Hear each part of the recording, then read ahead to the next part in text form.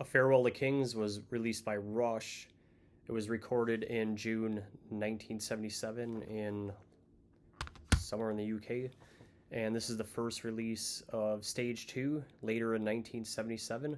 For the most part, music by Lee and Lifeson, lyrics by Peart, but Peart also has a writing credit for music on A Farewell to Kings and on Cygnus X-1. Mostly it sounds like the other albums, but what's different about it is this is a pure prog from beginning to end. There's nothing about it that is not prog. And that's pretty much a first, although 2112 generally follows that. You get more of that here, okay? You hear a bit of synth on this album, not like in the 80s when the synth is front and center in a starring role, but the synth here is to augment the music and add nice little effects here and there. Okay, like especially on Xanadu, songs like that. But it's all over the album, so expect to hear a lot of it, but more or less in the background. The album cover is Hugh Sim, so same as 2112. The album cover is kind of cool. It's like a real earthy album cover. You got a guy here sitting in a throne. I would assume he's a king or was a king. He looks like he's dead or dying. And you got his crown in the dirt. And then I think that's what appears to be his castle. These are bricks, so it looks like it's been bombed or harmed in some sort of way. And then in the background you see a smokestack with smoke coming out of it, or a chimney, and then some kind of tower. And then it's really cloudy, so it's like a cloudy sky kind of day. That gives you the general overall feel of this album just by looking at the cover. You know, sort of a dark feel to it. Inside, by the way, this is an old one. So this is a BMG one that I got when I was ordering BMG records back in the 90s. I've had this one forever.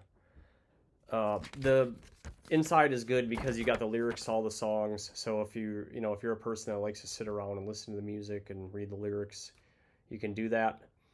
And then the back, it's got all the production, who's playing what, and all that. This one is produced by Rush and Terry Brown once again, which is, I think, the third album in a row. Yeah, because this is their fifth album, so 4 in a row then. So this is the fifth Rush album. Yeah, the cover is by Hugh Sim.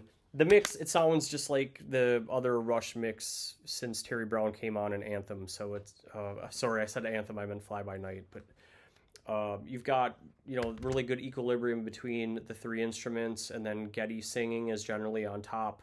Although with the fourth instrument, the synth, that's sort of in the background. Sometimes it's a little bit more prominent, but in this record, the synth is more for ambience and it's less about the melody. Although, in Xanadu, it's definitely doing the melody thing in the beginning. Okay, is this a concept album? I'm gonna say no. There's definitely some themes going on of, with the whole King's concept, a resentment towards the monarchy or royalty. And then Xanadu has got this whole utopia versus anarchy thing going on. Cinderella, man, is that, is it about differences in classes? It's singing about a rich guy. And then black holes, I'm not sure if that fits into the concept. I'm going to say no. But, in good Neil Peart fashion, he's writing the lyrics, and he's really good at the storytelling within a song. I don't see this as a concept album from beginning to end, like Wish You Were Here or Dark Side of the Moon or something like that. But excellent. I don't, Neil Peart is well regarded for being the lyricist and for writing lyrics and for telling the stories within a song. I don't think he gets the credit he deserves for how good the songs end up being. And a lot of it's because he takes the pressure off of Alex and Geddy. They don't have to think about the lyrics. He just does it, and he's great at it. Okay? let's go through the tracks. The first track is A Farewell to Kings at 5:51. Okay, excellent start. Great start to the album. The first verse is sung from the viewpoint of like a peasant farmer. So back in the day, which is interesting because you got all this royalty and it's this guy doing his crops. So he's growing his crops and he's viewing the castles like almost like it's from the feudal times. The chorus refers to the kings as demons. At least I would assume that's what it is. Like you're the demons dressed in kingly guise. It seems like a lot of resentment to the ruling class or royalty. And in the second verse, he's writing about the nobles are not truthful. And he refers to them as hypocrites.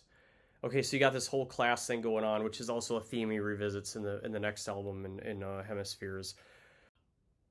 There's a cool instrumental bridge where the bass is going dun dun dun dun dun dun dun dun dun dun, and it's a big dramatic time signature change for the song.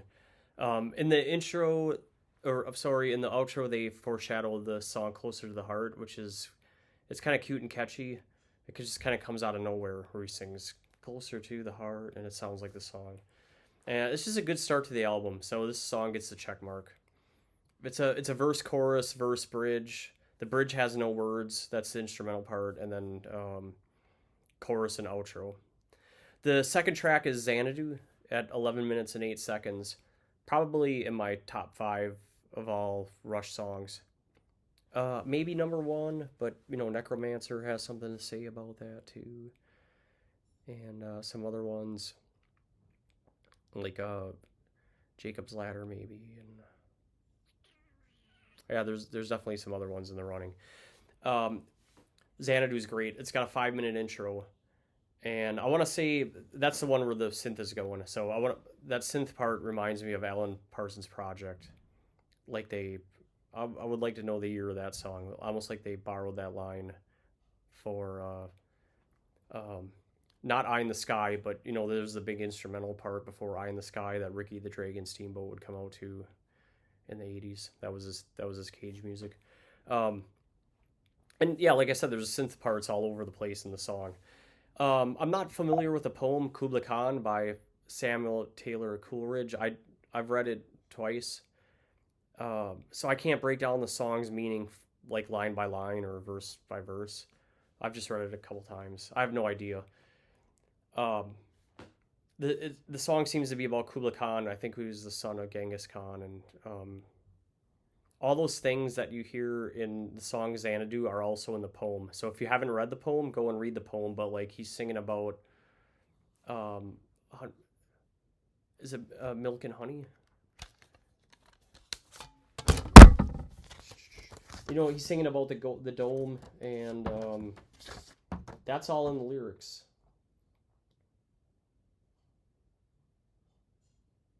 I will dine on honeydew and drink the wine of paradise. Yeah, that's all in the verse of the poem. So go read the poem, or read the poem and listen to the song, or vice versa. But you'll hear all the same things going on. Yeah. So what I'll do is I got the link for the poem. I'll go ahead and put that in the space here. I'll link it to. It's a verse, and then it's not a chorus, but like I don't know what you call it, a phrase. So like not a phrase, but a stanza. So like a verse, a stanza, verse, stanza, instrumental, and then it's the stanza again. But it's not like a chorus. The stanza is like, because you're not singing the chorus like it's always the same. It's different. And then you have the verse and then an outro, which is a 2-minute outro, and that's Xanadu, one of the great songs ever by Rush. Closer to the Heart is 2 minutes and 53 seconds. Lyrics by Neil Peart and his friend Peter Talbot, which is unusual that at this point that Neil Peart is not just writing all the lyrics, but I guess Peter Talbot is one of his friends. The instrumental part of the song sounds like a guitar solo, and the chorus is Geddy singing "Closer to the Heart," and that's pretty much the whole song. I think it's a song about being motivated or being motivated by love or just being motivated in general to live and having a good life. And it's kind of a cool song that way. It's a quick, at 3 minutes, it's quick, but it's like verse, chorus, verse, verse, chorus, instrumental, and then it ends verse, chorus, outro, and it gets the check mark, of course. So that's 3 in a row. Cinderella Man is the 4th song, 4 minutes 21 seconds. Also gets the check. Eyes Wide Open, Here Undefended. I'm not sure what this song is about. It seems like Cinderella Man is a rich guy. Cinderella Man doing what I can. He's like a rich guy, but he isn't a scumbag. So he's just like doing his thing, trying to do right by people. And that's unusual, right? Especially when you consider A Farewell to Kings, it's the song. But it's just a verse, chorus, chorus, and that's the whole song. And it gets the check. It's good. You'll like it. Track 5 is Madrigal 235. That is a skip. It's a love song. I'm not sure it really fits in if there is a concept to this album. But it's just 2 verses, and let's just call it a skip. You can listen to it if you want. It's just not going to do anything. And Yes has a song called Madrigal 2, and I think that one's better. Okay, track 6, Cygnus X-1, 10 minutes, 25 seconds. If you don't know, it's easy to research, but Cygnus is a constellation, and the constellation is 6 stars that make up the cross, or like the Holy Cross. And Cygnus is the name of the constellation, but it's also the name of one of the stars. And a great song. It's got scary bells at the beginning, like The Undertaker, or like kind of like For Whom the Bell Tolls, or The Division Bell. But you know, you got it's kind of creepy and ominous in a way. And it has this awesome part in the song where it goes dun dun dun dun dun dun dun dun dun dun dun dun dun dun dun. You know the part. It's awesome. That's the best part of the song. And Geddy Lee is singing about a black hole. It's a story. So it's broken up into 4 parts. You got the prologue, and then you got parts 1, 2, 3. And most of the song is in the prologue, and then part 3, which is the ending. So the prologue, it's the largest part of the song, and that's going to be the part that's the most familiar with to you. And that's the one I just tapped out. And then part 2 is 44 seconds. Geddy's singing about what happens if I fall into the black hole, essentially. It depends. You know, they're in a ship called the Ricante. So if you're in the ship, then I don't know what happens. If you're not in the ship, if you're just floating in space, then you're probably dead, or you're already dead or about to die. But Geddy Lee is asking about either being atomized or soaring, and it's kind of fun to listen to him sing about it. And then the next part is part 2. It's 1:30. Geddy's singing about how the ship Ricante is getting closer to the hole. And, you know, Cygnus is it's a black hole that is believed to be in the middle of the constellation. Okay, if I left that out. So you have this constellation, it's in a sea of stars, and then there's a black hole in there. And the black hole is also known as Cygnus. Okay, so he's flying the ship, and he's starting to lose control of the ship. And he's singing it like an analogy to sailors sailing past the sirens in the book of, I think it's the Odyssey or the Iliad. I think it's the Odyssey. But he's heading to the heart of Cygnus, okay, and that's what he's singing about. And then the last part is part 3. It's 3 minutes and 30 seconds. And you're out of control. Are you dead, or you're about to die? And that's the part that goes dun dun da da da da da da da dun da da da da da. And the story will be continued in the next part of the album, the next album, Hemispheres, which the song takes a really interesting turn. And you're still kind of in the black hole story, but it's I'll save it for the Hemispheres review. Okay, it's kind of out there. It's different. But that's cool that they wrote a song that like it ends one album and then it's gonna start the next album. So it's really unique. And so that is Rush, A Farewell to Kings. It's a fairly short album at about, I think it's like 37 minutes. I gotta look at the, 6 songs, 37 minutes according to the iTunes there. I have it on both, of course, so I can drive around in my truck and listen to it. This is the kind of, to date, this is the 5th Rush album. It's the best one to date. They keep getting better. It does have one skip, but you have 5 excellent songs and then one skip. And it's definitely a prog album from beginning to end. It's the beginning of Stage 2. Stage 2 is going to be another 4 albums. And it's going to be a hard stage for me to rank when I get to the end of it. But this one definitely holds its own weight. And it's a legendary prog album. And progarchives.com gives it a really high review. And if you read the reviews, it's nothing but glowing reviews. My big regret is Primus was touring with this last year, and my friends Kay Schutz and 8 Guy and Fred, they went to it, and I didn't go. I skipped, and I regret. I wish I would have went. But I have been watching there's a bunch of shows that were recorded by Primus on YouTube, and they're great. So if just search for Primus and A Farewell to Kings, and a bunch of videos will pop out. They're all really good. And the band sounds just like Rush, except, Les Claypool doesn't really sing like Eddie, but he's doing his best. He's doing justice to it. Sounds great.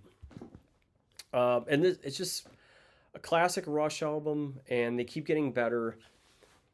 And I guess if I had one little nitpick, it would be the song Madrigal, but also, if I didn't bring this up on 2112, but on 2112 you hear like waterfall and stuff. You hear sound effects. You got some of that going on here with the birds chirping.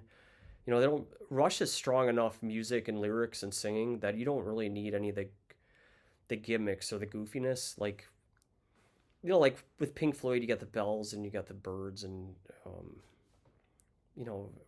Alan's Psychedelic Breakfast and all those sound effects. Rush doesn't really need to do that.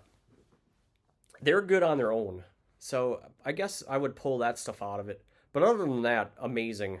Powerful, precise, excellent performance.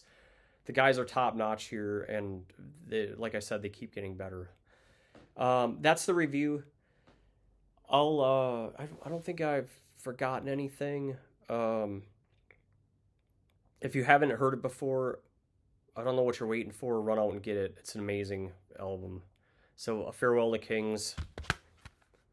This one's 4.5, 5 stars easily. Okay, it's definitely one of my favorites. All right, everyone. Coach Plow Guy out. Thanks for listening. You can like and subscribe, please. Leave comments.